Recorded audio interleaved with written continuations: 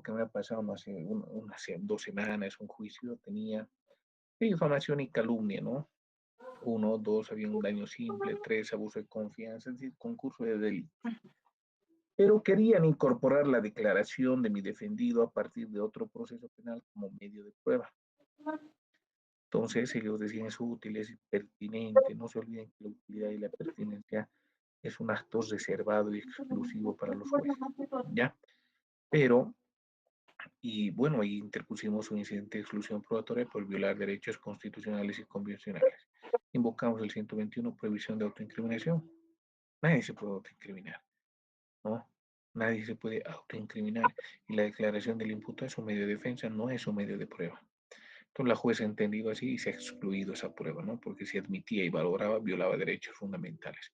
Pero ahora la ilicitud y la legalidad, dos componentes de la exclusión probatoria. Ilicitud se refiere a la obtención de pruebas mediante acciones ilegales o contrarias al derecho. Las pruebas ilícitas no son admisibles en el proceso judicial. Legalidad se refiere a la obtención de pruebas de acuerdo con los procedimientos legales y normativos. Estable legalidad, procedimiento penal. Cada medio de prueba tiene que estar vinculado al procedimiento penal, ¿no? A cada articulado del procedimiento penal. Ilicitud, acciones ilegales, no acciones contrarias al procedimiento penal. ¿Qué nos dice la doctrina legal aplicable? Auto Supremo 32, quebrado 2010 del 19 de abril. Dice, en relación a la ilegalidad de la prueba. Establece que una prueba obtenida de manera ilícita no puede ser considerada dentro del proceso, dado que afectaría el debido proceso y la legalidad de la justicia. Se reafirma el principio de que no se puede usar en juicio una prueba obtenida en violación de los derechos fundamentales, como el derecho a la privacidad, la prohibición de tortura, entre otras, ¿no? Aquí establece sobre la ilicitud de la prueba. En este auto se menciona que la prueba ilícita no solo se refiere a la prueba obtenida por medios prohibidos, sino también a aquellas pruebas que se obtienen violando procedimientos establecidos o que vulneran el principio de la dignidad humana. El tribunal señala que la exclusión de la prueba ilícita no debe ser una actitud discrecional, sino que un principio que debe aplicarse de la forma automática para garantizar los derechos constitucionales del acusado. Si hablamos aquí del derecho a la privacidad, pretendían incorporar una, una intervención de un teléfono, de un dispositivo móvil, una conversación sin autoridad jurisdiccional, sin el procedimiento establecido en el artículo 25 de la Constitución Política del Estado. Entonces era una prueba ilícita, iba en contra de la Constitución, ojo, en contra de la Constitución del artículo 25, ¿no? Entonces eso era una prueba ilícita y por supuesto que no se debería introducir como prueba, mucho menos ser valorada en juicio oral. El auto supremo número 300, quebrado 2016, del 9 de septiembre, dice, el principio de legalidad en la obtención de pruebas dentro del marco del proceso penal. En él se refuerza el concepto de que las pruebas deben ser obtenidas de acuerdo con la normativa procesal y respetando las garantías procesales. El Tribunal Supremo de Justicia de Bolivia estableció que si se obtiene una prueba a través de acciones legales, como una autorización judicial previa o una intervención legal de acuerdo con la ley, entonces esta prueba es válida y admisible. Establece que cuando la obtención de pruebas se hace de acuerdo a la legalidad, no solo se respeta la norma jurídica, sino también el principio del debido proceso y el derecho a la defensa. En este auto se refuerza la idea de que el uso de pruebas legales tiene el propósito de garantizar que el proceso judicial sea transparente, justo y se sustente en pruebas legítimas. Por ejemplo, ¿no? El tema del mm, allanamiento, ¿no? Un mandamiento de allanamiento está ya vinculado a nuestro procedimiento penal. ¿Cuál es el procedimiento para el allanamiento de domicilio o morada? Si no se cumple con esas legalidades, entonces puede ser sujeto de exclusión probatoria, ¿no? Auto Supremo 52, quebrado 2013, que nos habla sobre la ilegalidad de la prueba. Debe ser evaluada tomando en cuenta si se ha producido una violación de derechos fundamentales o un procedimiento procesal inapropiado. En este caso, el Tribunal Supremo de Justicia detalla que cuando una prueba es obtenida sin la debida autorización judicial o sin respetar las garantías fundamentales como el derecho al debido y proceso y la intimidad, entonces esa prueba será ilegal. Por ejemplo, se mencionan casos en los que se hayan hecho allanamientos ilegales o interceptaciones telefónicas sin una orden judicial. Esas pruebas mediante esas acciones no pueden ser aceptadas como prueba válida en el juicio. El tribunal reafirma que la ilegalidad afecta la integridad del juicio y puede desvirtuar la verdad material, por lo que debe garantizarse la exclusión de la prueba ilícita, ¿no? Allanamiento, intervención de conversaciones y demás. Hay un procedimiento legal por el cual se debe recabar estos medios de prueba. Si se viola la ilegalidad, entonces susceptible de exclusión probatoria. El derecho a la prueba debe ser equilibrado con el derecho a la defensa y cualquier violación a estos derechos fundamentales puede dar lugar a la ilicitud de la prueba. En cuanto a la legalidad de las pruebas, el auto establece que aquellas que son obtenidas respetando las normas procesales y respetando los derechos de los acusados a ser informado de las pruebas que se están utilizando en su contra serán legales y admisibles. Cuando hablamos de la exclusión de pruebas ilícitas y cómo su aceptación en el proceso judicial puede comprometer la confianza del público en el sistema de justicia, dice, se señala que la prueba obtenida de manera ilegal no solo vulnera el derecho del acusado, sino también la integridad de la justicia en su conjunto, ¿no? Entonces también se les va a facilitar este compendio de autos supremos. Pero vayámonos un poquito sobre la declaración testifical. Auto Supremo 204, quebrado 2010, el 25 de mayo. Dice que cuando un testigo no se presenta al juicio oral, su declaración no puede ser utilizada en el proceso, ni el informe policial que la respalde.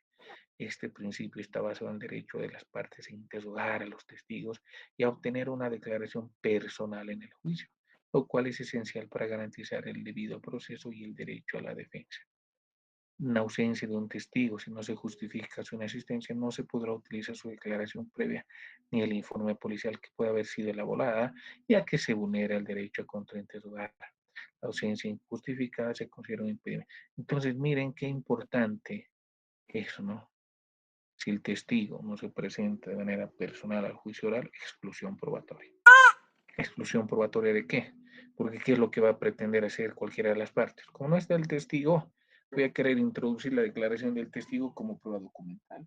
Pero si revisamos el 192 del procedimiento penal, dice que tiene la obligación de comparecer al tribunal y declarar de cuanto sepan y conozcan.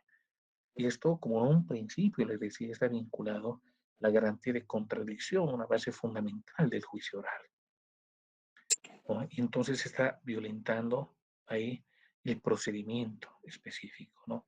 Violenta el procedimiento específico. Por tanto, los jueces, muchos jueces, incluso de oficio, es lo que excluyen este, estos medios de prueba, ¿no? Entonces, les reitero, vamos a pasarles también este documento en relación a la prueba lícita, a la licitud y legalidad de la prueba.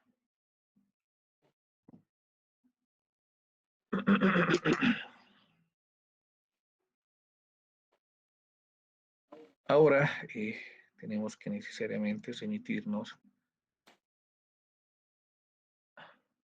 a una grave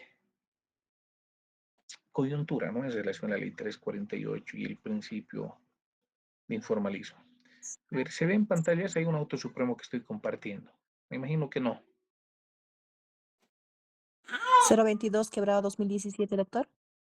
No, no, no, no, no es eso. Ahora vamos a volver a compartir. Vamos a volver a compartir. Es un auto supremo de un hecho de violencia. Bueno, a ver, en resumen, este auto supremo, ¿qué nos dice? La defensa presenta su recurso de apelación, Sebasta Sucre, en la cual denuncia que se ha violado la legalidad de la prueba porque se ha introducido unos CDs bajo el principio de informalismo, ¿no? Pero el Tribunal Supremo de Justicia nos dice, bueno, a ver, la ley 348, que la verdad material, ¿no? Que son principios que van más allá de la formalidad pura y simple. Entonces, bueno, no tiene mérito el recurso de casación, pero nos deja algo importante este recurso de casación. Miren, si en alguno de sus juicios pretenden incorporar como prueba válida una prueba que no lo es bajo el principio de informalismo, lo que nosotros primero debemos hacer para solicitar la exclusión de la prueba es acreditar motivadamente el perjuicio real e irreparable ocasionado, ¿no? Es decir, el daño debe ser de tal magnitud que solo puede ser enmendado con la emisión de un nuevo fallo. Es decir, si nosotros decimos esta prueba simplemente violenta la legalidad, no ha sido obtenida mediante un procedimiento ilícito, por tanto, bueno, apelo. No es suficiente. No es suficiente, colegas. Entonces debemos acreditarnos, dice este auto supremo, motivadamente el perjuicio real e irreparable, lo que avanzábamos a un principio sobre la trascendencia, cuál es ese daño irreparable. Entonces debemos vincular lo que a partir de esa prueba informal se me ha condenado, entonces se me ha ocasionado un daño irreparable. Entonces, ¿qué vamos a pedir? Que se anule el juicio. ¿Desde dónde? Desde la aceptación de esa prueba. Por eso se puede anular el juicio de manera parcial o total, ¿no es cierto? Porque cuando nosotros o los jueces nos dicen, no, bajo el principio de verdad material, veamos la verdad material. Se ve en pantallas, estoy compartiendo sobre los principios de verdad material, valoración integral de las pruebas y el conocimiento de las formas. Sí, ¿Se ve? doctor. Sí, doctor. ¿Qué nos dice sobre la verdad material? Todos sabemos, ¿no? Verdad material más allá de los formalismos puros y simples. Punto. Pero ¿qué nos dice el principio de la verdad material o real? Se encuentra en el 180.1 de la Constitución. Establece que la jurisdicción ordinaria se fundamenta, entre otros, el principio de la verdad material, que se expresa en la obligación que tiene todo juzgador al momento de emitir una resolución judicial, anteponer la verdad de los hechos antes de cualquier situación, sin dejar de lado las formas procesales determinadas por la ley. Es decir, que al efectuar la decisión, el Tribunal de Justicia prevalecerá la verificación y el conocimiento de los hechos materiales sobre el conocimiento de las formas, siempre y cuando acá viene lo importante. Y la parte nos viene a decir esta prueba, más allá de que no sea, deme un segundito, por favor, ¿ya? Un segundito.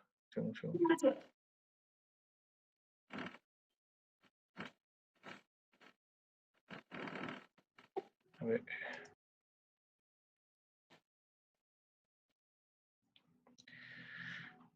Bueno, a ver, estamos sobre la verdad material, ¿no? La verdad material que se antepone sobre cualquier formalismo, ¿no? Formalismos procesales y demás. Siempre y cuando no signifique vulneración de derechos y garantías constitucionales. Entonces, ¿qué y cuál es la obligación de nosotros los abogados? Conocer los derechos y garantías constitucionales de nuestros defendidos. Y nosotros le decimos al juez, señor juez, a ver, su verdad material, su informalismo viola derechos, no se debe admitir. Si el juez admite que ese es un defecto absoluto, si es un defecto absoluto es un motivo de apelación. Y ese defecto absoluto lo debemos vincular a la trascendencia, daño irreparable. A partir de esa violación de derechos me han condenado o lo han absuelto. Entonces la nulidad es el único mecanismo eficaz para reparar ese daño que se ha ocasionado. Entonces, el límite del informalismo y la verdad material es los derechos y garantías constitucionales, ¿no es cierto? Entonces es muy, muy importante aquel extremo. Ahora sí, nos remitiremos a la prueba testifical y hablaremos un poquito del contrainterrogatorio. Ya en la fase de juicio oral vamos a empezar a compartir también un documento Word, ¿no? Todo lo que están viendo en pantallas, lógicamente, se les va a compartir. Ahora sí, artículo 352 del procedimiento penal, moderación del interrogatorio y objeciones. Se ve perfectamente, ¿no es cierto? Sí, doctor. Bueno, Ese artículo dice, establece un pilar fundamental en la búsqueda de la verdad y la protección de los derechos durante el juicio oral, la moderación del interrogatorio. Precepto legal que confiere al juez o al presidente del tribunal la facultad y el deber de garantizar que el interrogatorio desarrolle de manera justa, respetuosa y pertinente, ¿no? En esencia, el artículo 352 busca prevenir abusos y manipulaciones que puedan distorsionar la declaración de un testigo o afectar su dignidad.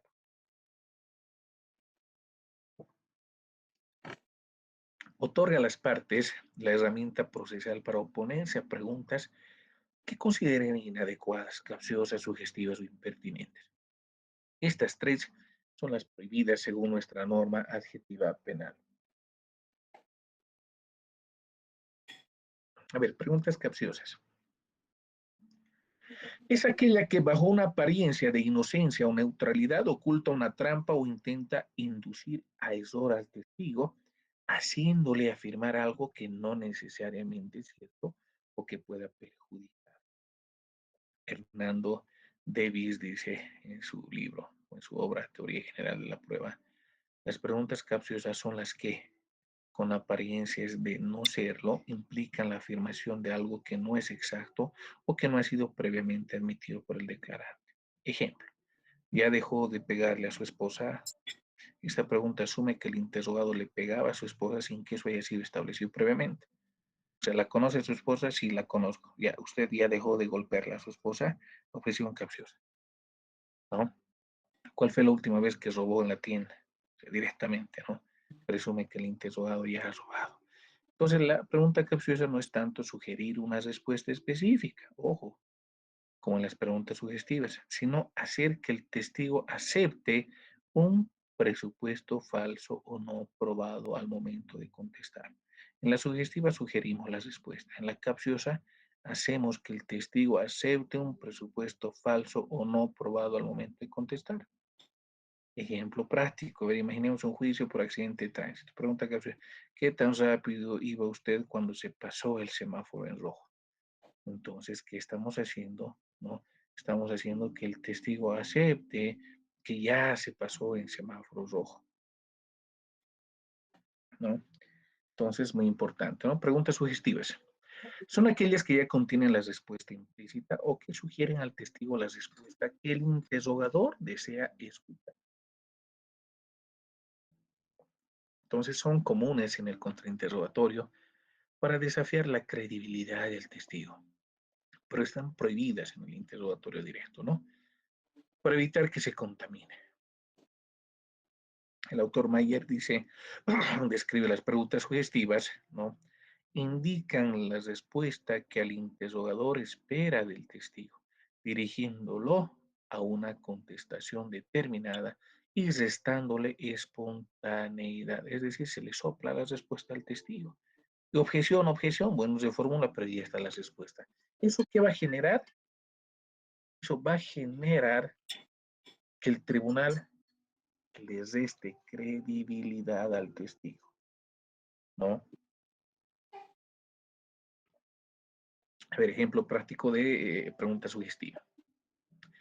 ¿Verdad que usted vio al acusado huir de la escena del crimen con una bolsa roja? Entonces ya se le sugiere que ha huido y con una bolsa de color roja, ¿no?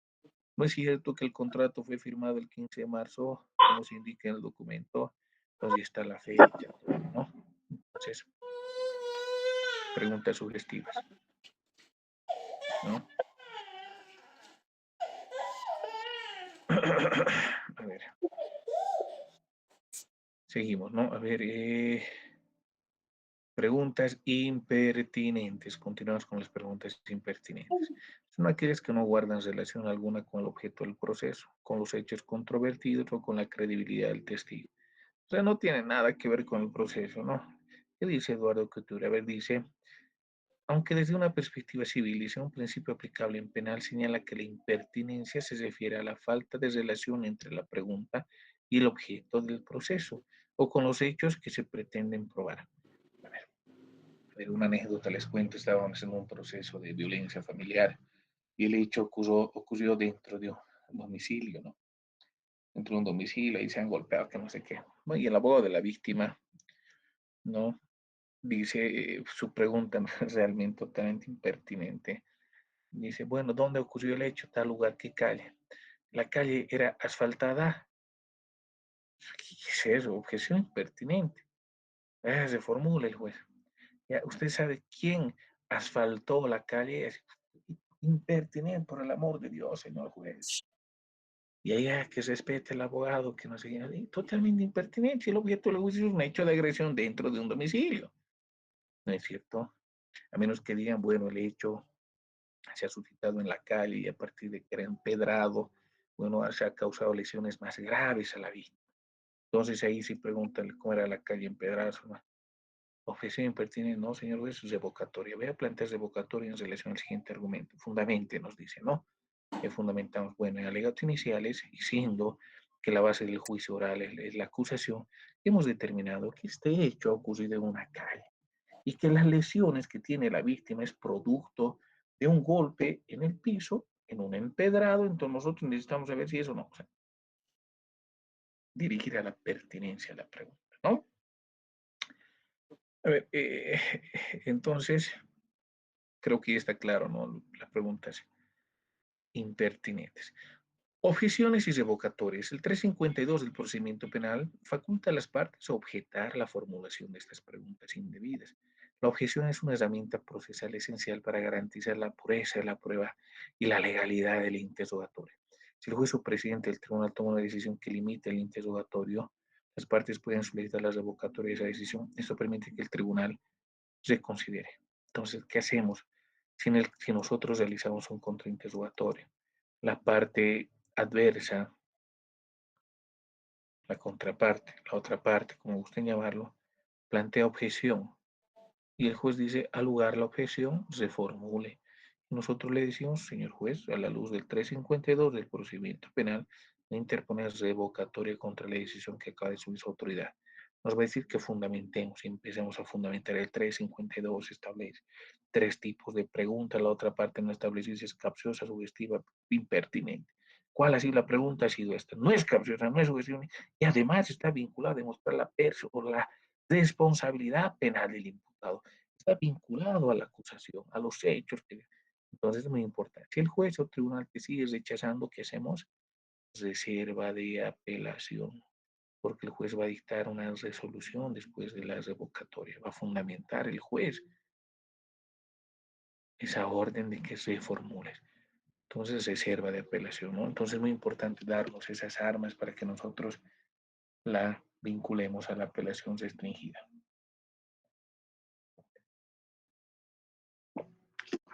¿No?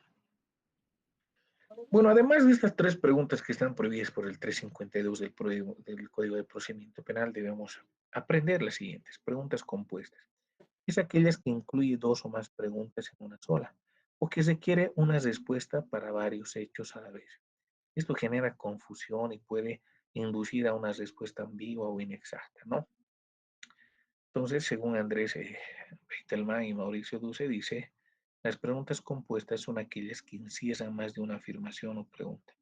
Ejemplo, ¿vio usted al acusado huir del lugar y luego esconderse detrás del árbol? Objeción compuesta, más está vinculada a dos interrogantes dentro de una misma pregunta, ¿no? Usted llegó a la escena del crimen, llamó a la policía y auxilió a la víctima, tres preguntas, ¿no? Entonces, preguntas compuestas, ¿no? Preguntas argumentativas o conclusivas. Es aquella que, en lugar de buscar hechos del testigo, lo que hace es presentar un argumento o una conclusión sobre la evidencia, tratando de forzar al testigo a estar de acuerdo con la interpretación del litigante. Esa es una pregunta que ya está argumentando la otra parte, ¿no? Tratando de forjar al testigo que esté de acuerdo con esa conclusión o argumentación a la que arribó en ese contrainterrogatorio la parte. Ejemplo, considerando que el acusado no tenía motivos para estar allí, ¿no cree usted que su presencia es una prueba de su culpabilidad? Objeción argumentativa. No está argumentando. ¿Podría explicarle al tribunal por qué su testimonio es más creíble que el del otro testigo? Es argumentativa, ¿no? Etcétera, etcétera. Preguntas especulativas. Solicita al testigo que imagine o conjeture sobre lo que podría haber sucedido. Especulativas. ¿Qué le sugiere al testigo que especule? ¿Qué podría haber sucedido? ¿No? En palabras sencillas y claras. ¿Qué cree usted que habría pasado si la víctima no hubiera gritado? ¿Hacia dónde cree que fue el acusado después de salir de la casa? Preguntas de oídas o referencia. Dice, aunque no es estrictamente un tipo de pregunta, sino un tipo de respuesta previa, las preguntas que buscan obtener información de oídas son inadmisibles, ¿no? Ejemplo, o la prohibición de la prueba de referencia es un principio fundamental en la mayoría de los sistemas acusatorios, ya que se considera poco fiable y no permite el ejercicio pleno del derecho de contradicción. Preguntas de oídas. Ejemplo, ¿qué le dijo el señor García sobre cómo ocurrió el accidente? O sea, ¿qué le dijo? O sea, por un intermediario, ¿no? Si el objetivo es probar cómo ocurrió el accidente a través de lo que dijo el señor García, la respuesta sería de oídas. Es decir, yo he escuchado que el otro le ha dicho, ¿no? Entonces de oídas, ¿no? Preguntas que tergiversan la prueba. Estas preguntas buscan manipular o distorsionar la prueba y introducir en el juicio bien, introducen información que no ha sido presentada. Usted declaró que vio al acusado con la arma. ¿Cuánta droga le entregó en ese momento? O sea, preguntas que tergiversan las pruebas, ¿no es cierto? Preguntas repetitivas o manchosas, las que se repiten, las que ya se han formulado, las que ya se han preguntado en el desarrollo del juicio oral.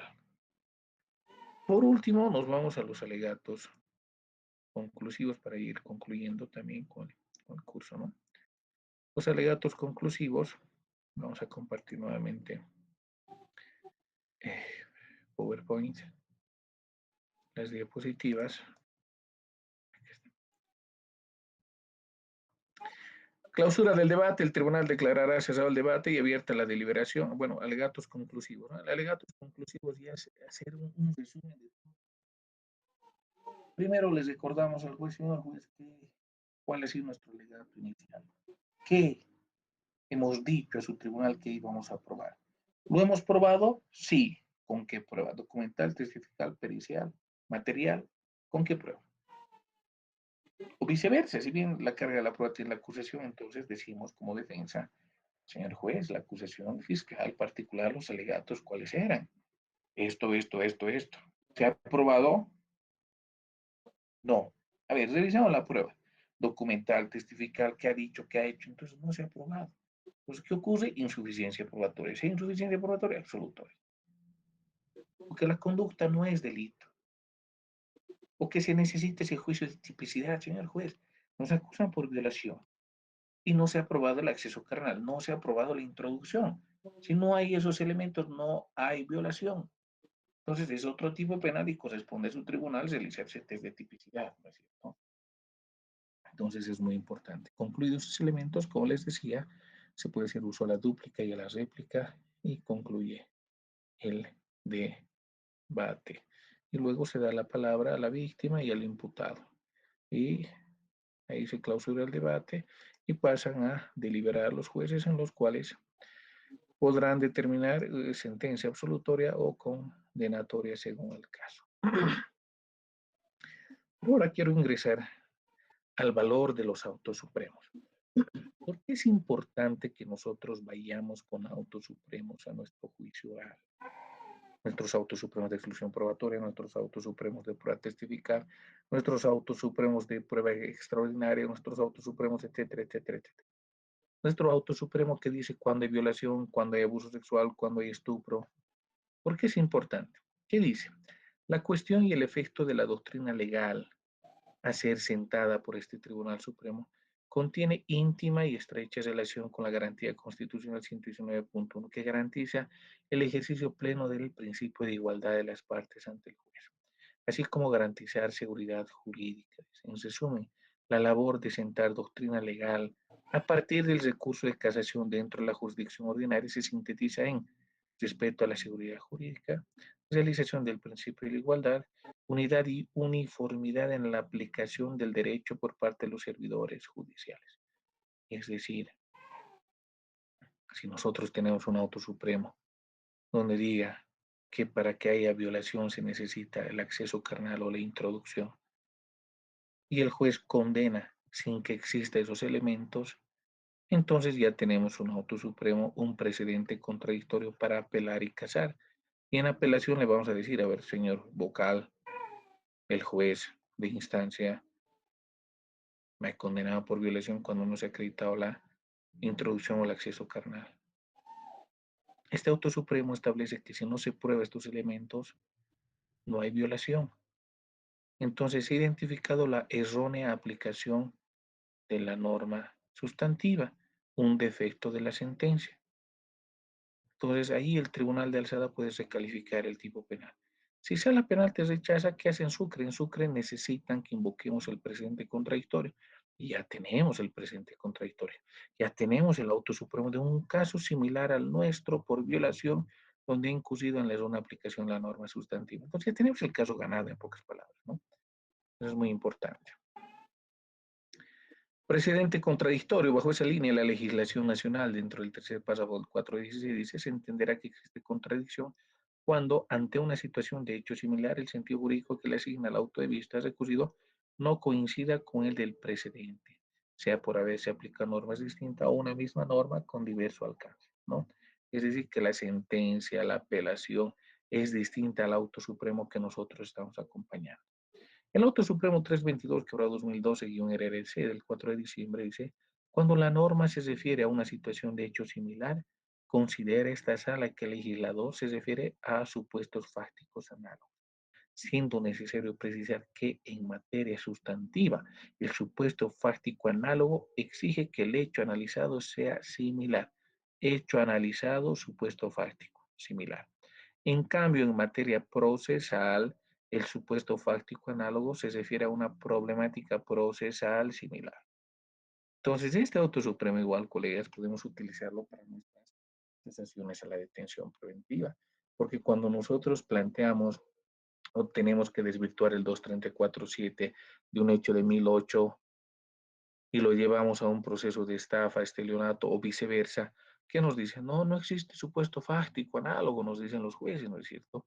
Pero es una interpretación totalmente arbitraria, errónea, sesgada, porque estamos viendo un supuesto fáctico en materia procesal, problemática procesal similar.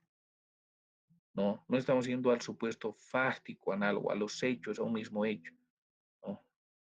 Entonces es muy importante que de ello se concluye que el requisito de invocar un precedente contradictorio dentro del sistema de recursos que el Código de Procedimiento Legal prevé atinge a señalar a una resolución en específico, y es un auto supremo, auto de vista que dentro de la materia vislumbre la aplicación de la norma sustantiva o objetiva, o un caso determinado donde se haya formado un criterio de decisión a un caso anterior, para que posteriormente, en función de la identidad de la analogía entre los hechos del primer caso y los hechos del segundo caso, se procede a la determinación delegada por ley de este tribunal, ¿no? Los hechos del primer caso, precedente contradictorio. Los hechos del segundo caso, resolución impugnada, ¿no? A nuestra resolución impugnada debemos llevarle un auto supremo que tenga precedente contradictorio, o sea, un caso similar al nuestro, donde el Tribunal Supremo le ha dicho: está mal lo que estás haciendo, es así, ¿no?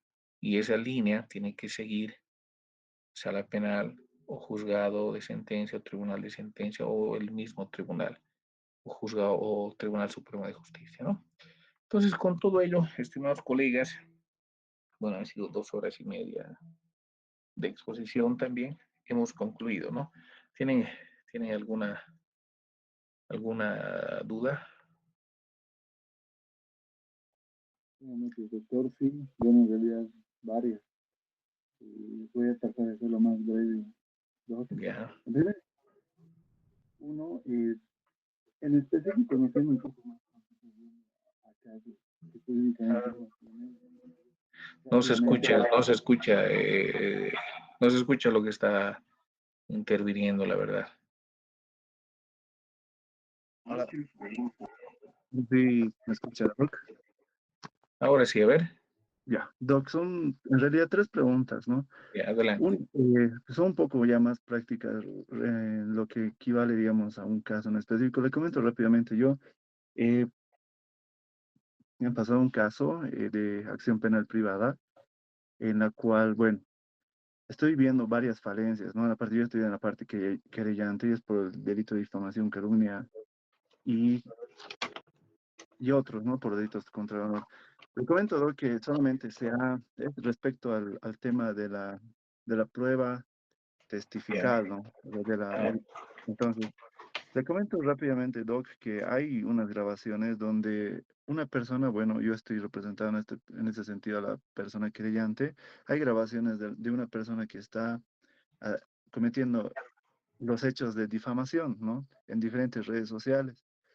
Pero el anterior abogado no había hecho desdoblar esta situación, ¿no? De estos elementos de prueba, solamente indica que hay un informe de cibercrimen.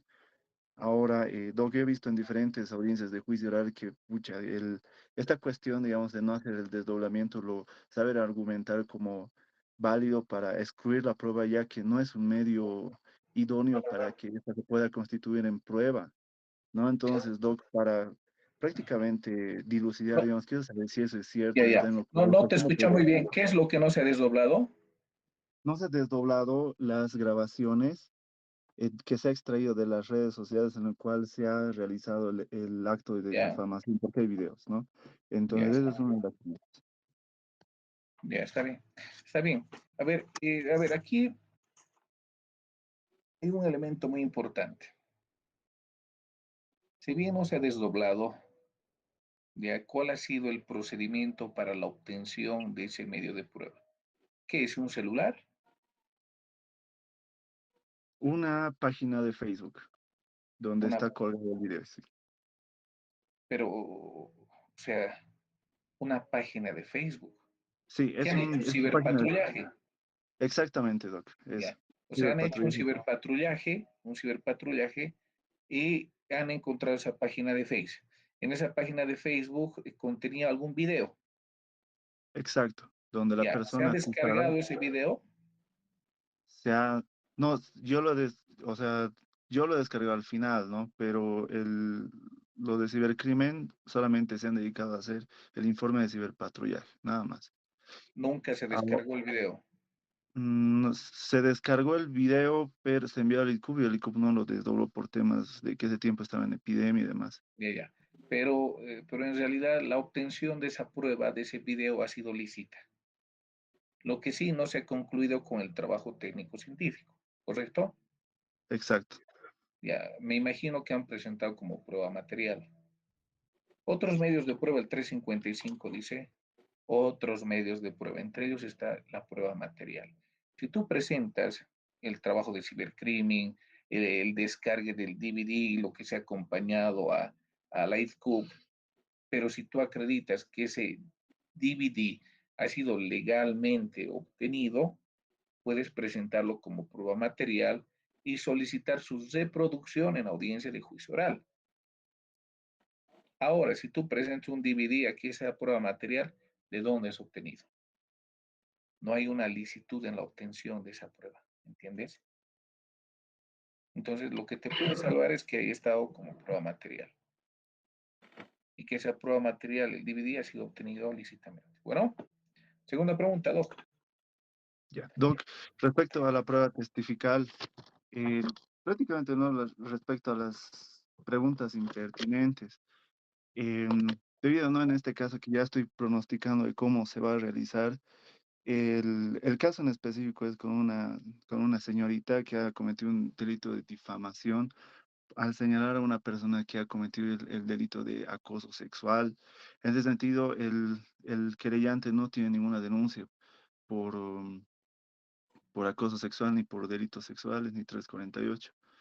Sin embargo, está llamando a una docena de testigos para asegurar de que ella ha sido acosada sexualmente desde hace tiempo. Entonces, seguramente eso es lo que yo estoy pronosticando, que van a atestiguar porque el juicio se va a realizar por delitos contra el honor, por los tres delitos contra el honor. Eso, Doc. Entonces, si es Ya, en el caso de que pregunte, el abogado ya, te debería he decir. entendido. Ujú. Tienes dos elementos que atacar, doctor. Dos elementos. Primero, tienes que decirle al juez, bueno, cuando dice impertinente, el juez tal vez dice no al lugar, es revocatoria y fundamentas. fundamentar en dos elementos muy importantes. Primero, el 341, o 342, perdón, base del juicio oral. La base del juicio oral es la acusación particular. Pero sin embargo de aquello tienes que hacer especial énfasis y mención a cuál ha sido el alegato de la prueba de la defensa. Si la defensa en sus alegatos ha indicado, señor juez, durante el desarrollo del juicio oral, vamos a probar que este hecho surge a partir de un acoso laboral o un acoso sexual, entonces la defensa te va a decir, no, hemos sentado las bases. En alegato, señor juez, hemos dicho que vamos a probar eso. Entonces es pertinente para demostrar la inocencia de mi defendido, a partir de que hay un móvil para el caso concreto, ¿no? Entonces, si no está en la acusación esos hechos, en la acusación particular, si no está en los alegatos de la defensa, es impertinente. El juez, por supuesto, que te va a dar lugar. Entonces, fíjate esos dos elementos, doctor. Bueno. Perfecto, Doc. Ahora, la última pregunta, Doc, que es un poco ya quizás más específica, cuando estamos en etapa de juicio, y en este caso, en este tipo de juicios, normalmente los jueces de sentencia lo hacen corrido en un día y en una sola audiencia. Doc, ¿cómo puedo insertar la prueba extraordinaria y prácticamente cómo puedo hacer nacer en este caso, bueno, de lo poco que le he Ya, podido ya. contar? Prueba extraordinaria, sí tienes razón, tal vez se nos ha ido el tema de la prueba extraordinaria, pero es el momento adecuado para fundamentar la prueba extraordinaria. 335, numeral tercero, procedimiento penal, deviene la necesidad de producir prueba extraordinaria. La prueba extraordinaria, ¿cómo debes sentar las bases, si así queremos llamarlo? Primero, tiene que surgir del desarrollo del juicio oral. Naturalmente, espontáneamente surgir del desarrollo del juicio oral. Entonces, si tu prueba extraordinaria va a surgir a partir de una declaración testifical, entonces tienes que programar bien aquello. Y primero indicar que, señor juez, esta prueba extraordinaria ha surgido en el desarrollo del juicio oral a partir de esta prueba testifical. Primero. Segundo, desconocíamos la existencia de esa prueba. Es decir, hemos conocido después de presentar la acusación en el caso concreto. Y tercero, tiene que estar vinculado a demostrar la responsabilidad penal del imputado o la personalidad del imputado. Porque no va a servir de nada producir prueba extraordinaria si no está vinculado a esos dos aspectos, ¿no? Entonces, tres elementos. Surgir de manera espontánea en el desarrollo del juicio, desconocer que existía esa prueba hasta antes de presentar la acusación y finalidad para acreditar la responsabilidad o personalidad del imputado. Si cumples esos tres requisitos, se va a aceptar y producir tu prueba extraordinaria, ¿no? Muchas gracias, Doc. Y bueno, un poquito nada más, va a disculpar que un poco me extienda. En este caso, cuando los juicios orales se dan corrido, Doc, y nace de la prueba testifical de un testigo, valga la redundancia, al solicitar que se pueda suspender la audiencia de juicio, como al principio indicaba, em, prácticamente al solo argumentar que es la necesidad de emitir un comparendo y que se cite que y compadezca ante la autoridad competente, se puede realizar la suspensión. En verdad, Doc, porque a veces los jueces no quieren suspender, los jueces orales lo dan de corrido, ¿cómo? ¿Cuál Es tipo? depende, sí, es depende del criterio de cada juez, ¿ya? A ver, el 335 dice motivos de suspensión, ¿no? Cuando un testigo que sea, pero ese testigo tiene que ser elemental. Entonces tienes que fundamentar a partir de ese aspecto, ¿ya? El testigo que no está presente, señor juez, ha visto los hechos, ha presenciado, es un testigo presencial. Su declaración es fundamental para demostrar la responsabilidad, por tanto, le dice suspenda. Pero tienes que acompañar su comparendo debidamente notificado, ¿no? Y además tal vez acompañar ahí algo, un tema de salud más del testigo, o sea, que tú has cumplido con las formalidades. Entonces, si él te va a decir no, no al lugar, que conste en acta, reserva de apelación. A todos reserva de apelación. A todos reserva de apelación, doctor. Entonces, hay otros jueces que dicen, está bien, no hay problema, doctor, tu testigo no ha venido, pero sin embargo de aquello, iniciamos el juicio oral, avancemos con alegatos iniciales, avancemos con alegatos o con la declaración del imputado, alegatos iniciales del imputado. Cuando lleguemos a la fase de juicio oral de tu testigo, cuando lleguemos a la fase de producción de prueba testifical, ahí lo suspendemos. Entonces puede suspender, puede ocurrir esas dos cosas. La última es que diga no al lugar, ¿no? Reserva de apelación. A todos reserva de apelación, doctor, para que eso sea un elemento de tu apelación restringida, ¿no? Ahora sí, doctor, espero haberte aclarado todas las dudas que tenía, ¿no? David Muchas Copa, gracias. doctor David Copa. ¿Cómo está, doctor? Muy buenas noches. Buenas noches, doctor. Mi pregunta es la siguiente, tal vez un poquito retrotrayendo el tiempo. Cuando usted nos hablaba acerca de lo que es el incidente de nulidad de una acusación, mi pregunta es, si anulamos una acusación, ¿no le estaríamos dando la opción a que la autoridad fiscal mejore su acusación y nos funda en el juicio oral? Entonces, ¿es pertinente acudir a ese incidente de nulidad de la acusación si vemos que se están violando derechos y garantías constitucionales o dejamos nomás que pase esa situación? ¿Cómo lo ve Ya. usted? Solo eso, muchas gracias. A ver, Y lo último, ¿cuándo? lo Ajá. último, nos había indicado en el cursito que también nos va a compartir algunos autos supremos y sentencias absolutorias de violación. Necesito más, le pediría Sí, que nos... les voy a pasar, no se preocupen. Muchas A ver, gracias. tu pregunta es muy interesante, doctor, ¿no? Si es una acusación paupérrima, si nosotros incidentamos la nulidad del juez nos acusó, el fiscal va a poder modificar, mejorar y es más, ir con todo, por supuesto que sí. Pero cuando utilizamos esta estrategia de anular la acusación, y es un buen tip jurídico el que les voy a dar, cuando está vinculado al plazo de la detención preventiva.